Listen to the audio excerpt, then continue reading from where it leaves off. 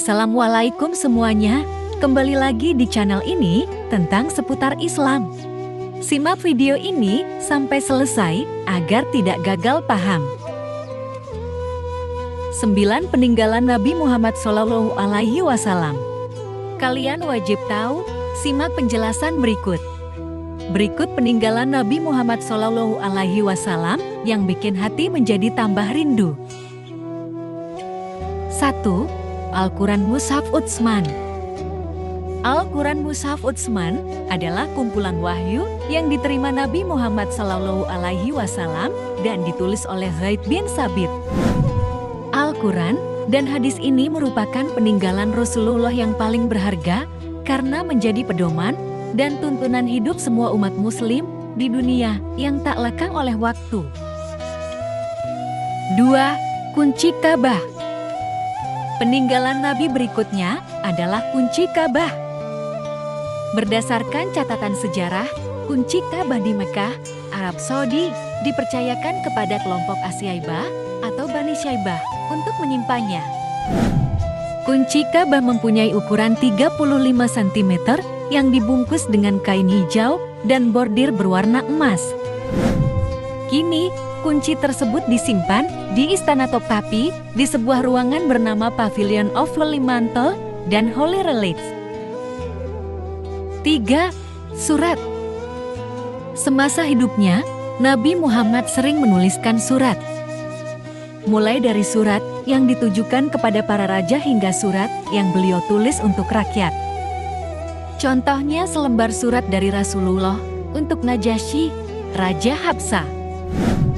Lalu ada juga surat yang Nabi berikan kepada Kaisar Romawi.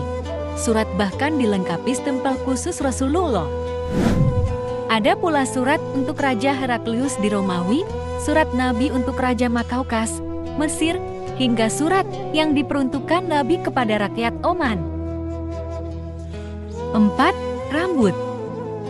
Selai rambut Nabi Muhammad SAW masih disimpan dalam tabung kecil di kota suci Mekah.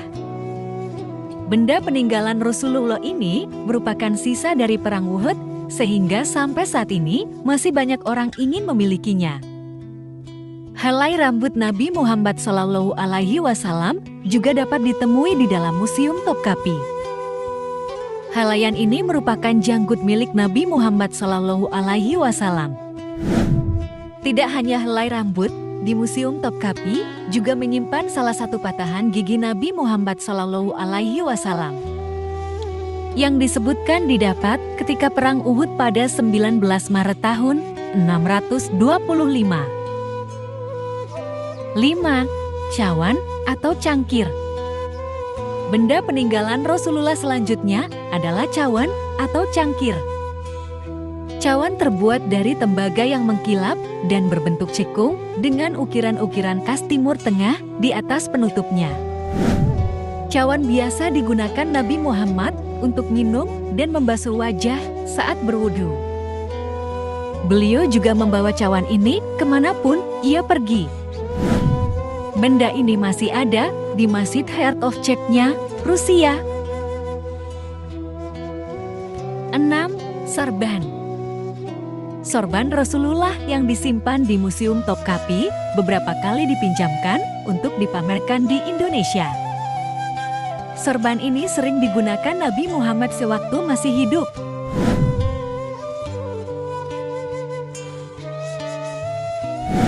Sorban peninggalan Nabi berwarna hijau karena hijau merupakan warna favorit beliau.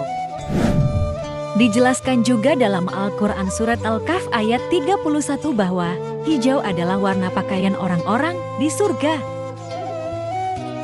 7. Telapak kaki.